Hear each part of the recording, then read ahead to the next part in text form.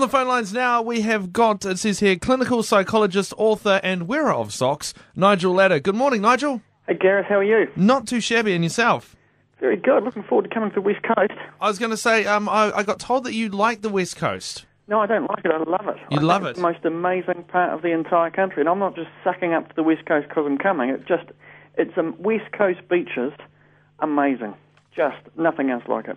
Now, you are coming here on Wednesday, the 4th of May, to do a couple of shows at the Regent Theatre in Greymouth. The first one is the Politically Incorrect Parenting, the First Decade, and then obviously the Guide to Teenagers. What can we get from both of those shows? Oh, stuff.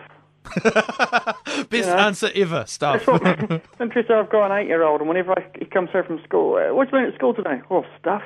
That's about it.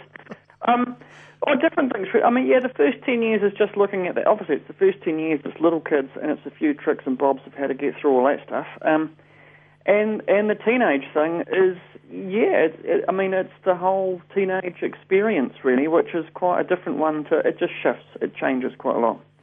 From, the little kid stuff, not so hard. Teenage stuff can be a bit more challenging. Well, my mum used to say that when I was a little kid, I was a little brown sticky thing, and now that I'm bigger, I'm a bigger pile of brown sticky things, really? Yeah. Yeah, we change, but we don't change that much. Indeed. Now, talking about that kind of stuff, in the second show, The Guide to Teenagers, if you get offended by some naughty words, would you recommend going? You go, just prepare to be a bit offended. I do swear a little. Mostly I just don't see, if you're doing a talk about teenagers, the odd bad word is likely to come out. And some people struggle a bit with that, but I'd imagine West Coasters are a fairly sort of a tough breed. I'm sure they could cope with a bit of that sort of stuff. They should hear me after 10 o'clock. Seriously. Sailors look at me and go, really? Go on, seriously. It's funny, it's like people go, but you don't swear on the telly. And it's like, well, no, because they won't let me. If they did, I would. You get beeped. I'm just not allowed to, so you know. I had to argue for the beeps. I said, look, can I just swear and you can beep it out this time? And then, we'll do a little bit of that. It does sound really weird, though, because, as you said, when you're talking about teenagers, you are going to use those kinds of words, aren't you? Well, yeah, and, because they do. And I just think, it's a great word that is some situations that's the only word that really applies. Mm-hmm. And if teenagers know that you can't deal with that word, they will use it all of the time just to get on your work. So part of it is, desensitising people a bit. So they're a bit more. The whole show is not cuss words. Don't get too anxious. It's not all cuss. There'll be the occasional cuss word. Yeah, I was going to say it's not like an Eminem rap video. Okay, it's not like an Eminem rap video at all. So is it going to be like the TV show?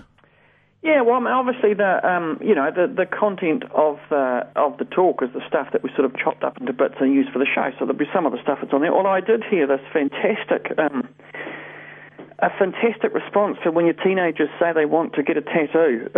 That interesting cop told me about it the other day. His son wanted to get a tattoo, and he had this great response. So I said to him, I'll rip that off and I'll use that in my show. It's a great line. So there'll be that and a bunch of other things. Indeed. So all that and more, as you said. Nigel, thanks very much for having a chat with us this morning, and hopefully we will get to say g'day to you when you're here on the coast on the 4th of May. Yeah, I'm looking forward to walking that beach at Hokitika. We drove up the country over Christmas, and we were there over Christmas when there was the flooding and stuff, and it was just the most fantastic, amazing, spectacular time. There were waterfalls across the road. Where else does that happen? This is true. I have a question, even though I did finish it just before. Yeah. Do you get noticed off the TV? Do people come up to you and go, "Hey, Nigel, I've got a question for you"? a little bit. Certainly a little bit more now than I used to. I mean, to be honest, I don't notice that stuff. I just try to sort of not notice it really because it's just being on telly's weird. It's just weird because you're sitting at home in your jandals and your shorts having a cup of tea, and then a promo comes on for your TV show.